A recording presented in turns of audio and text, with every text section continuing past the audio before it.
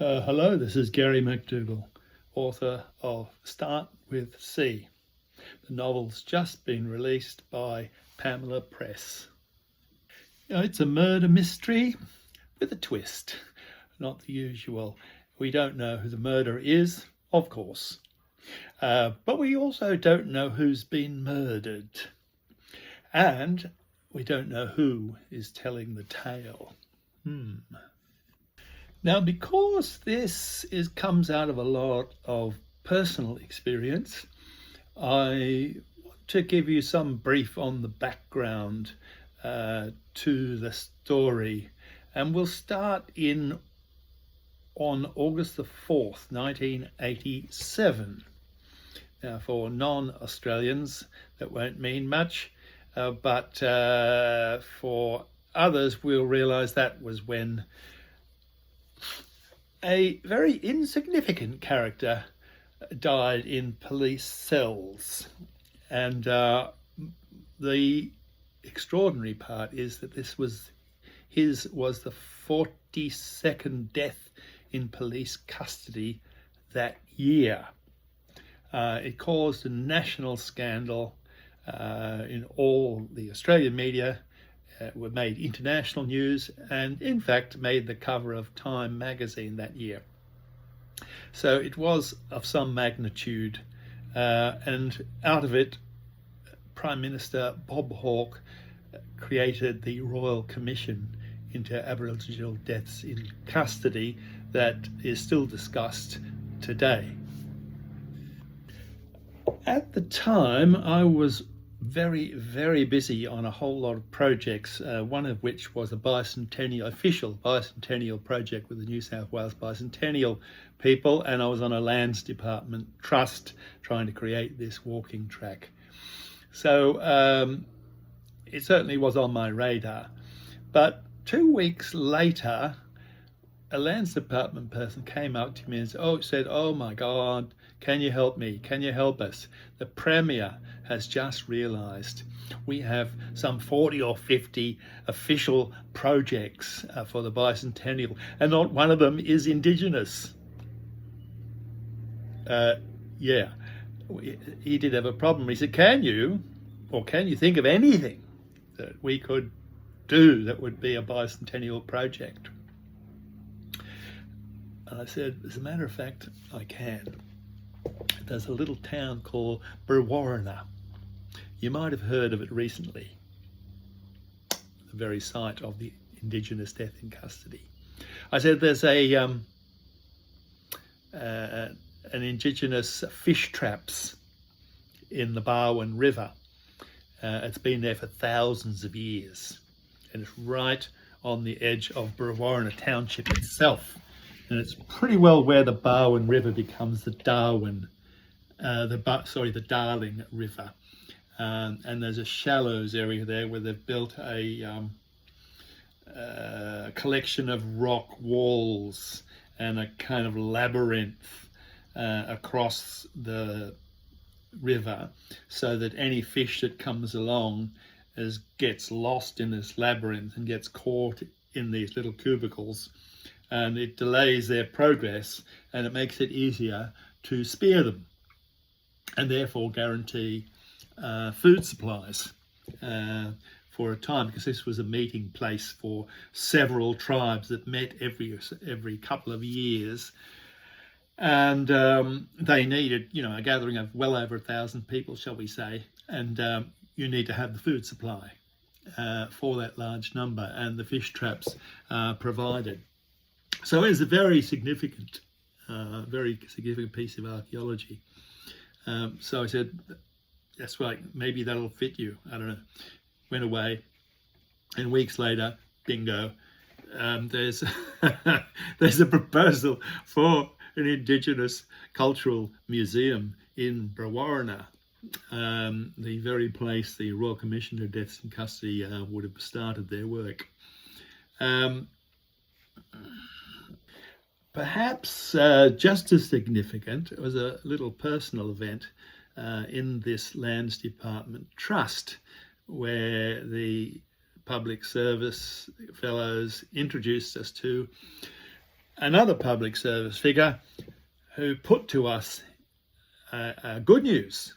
Good news, he says, fantastic news. We found a sponsor for your walking track, and you know, they'll put in $1 million, a lot of money then. They'll put in $1 million, 1987, to promote the track. We said, fantastic, fantastic. Who is it? Who is it? We'd love to know. But he wouldn't tell us. He wouldn't tell us. He just rabbited on and said, don't ask questions. You're just so lucky to get this offer. Just take it. That set our minds thinking, myself and Lee, the co-proponents, and we said, wait a minute, if this is a tobacco company, if this is Philip Morris wanting to ride a cowboy down the path on a great horse, or other heroic images of tobacco smoking, we won't approve it. In fact, if it is that, we'll go public to say we don't approve it. And we were quite firm.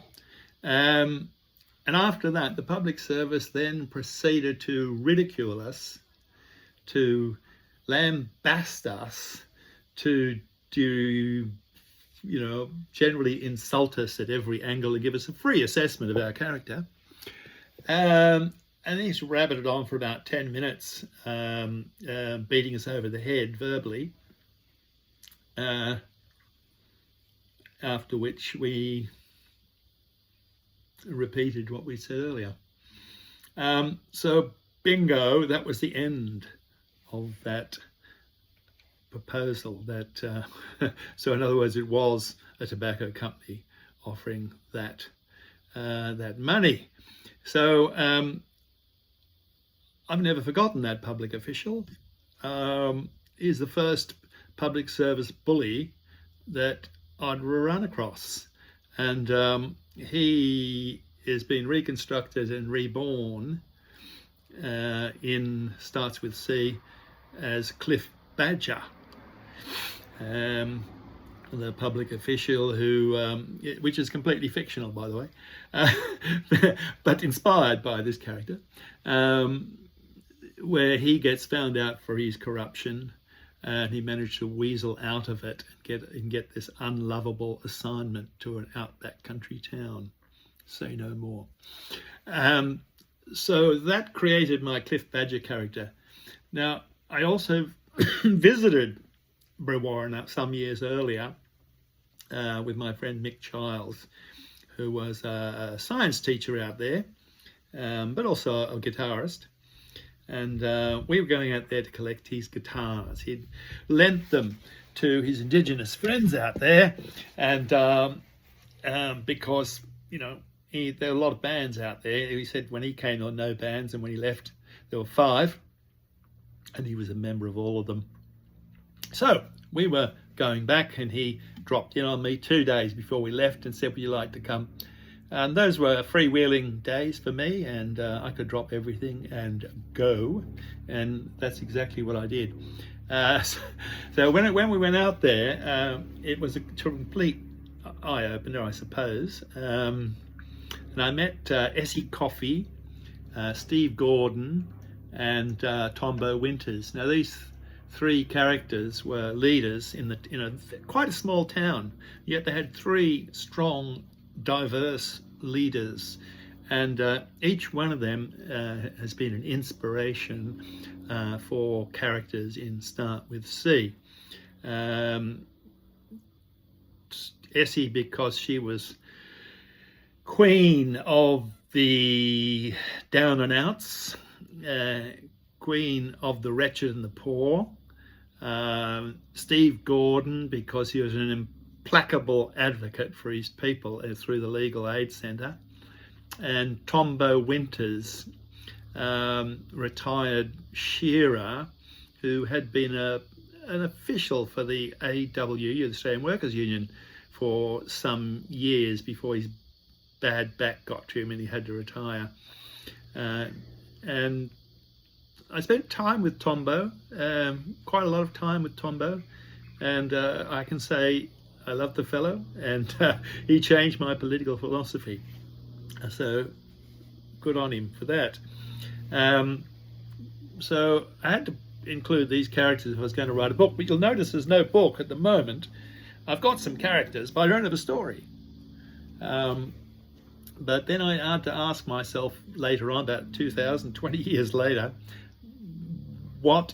here we have 3 strong characters in this little country town. I'm in anonymous town, as I make work now, where Cliff Badger is in purgatory, and he's not happy, and he doesn't know a thing about Indigenous culture and doesn't give a fig. But he's got this assignment. He's giving away $1 million. What could be difficult about that? And he sets off in his own way and to this anonymous outback town, and soon puts everybody offside. What is a standard for a murder mystery? Of course, everybody's got to hate the guy before he mysteriously disappears, and someone assigns themselves to look for him, and that is a standard murder mystery, and that's what I do. There's no spoilers here, so at least that gives you the background into Start with C, and how one comes up with these ideas. And so welcome to the world of the lunatic author. Start with C. You'll find it at KDP. Thank you.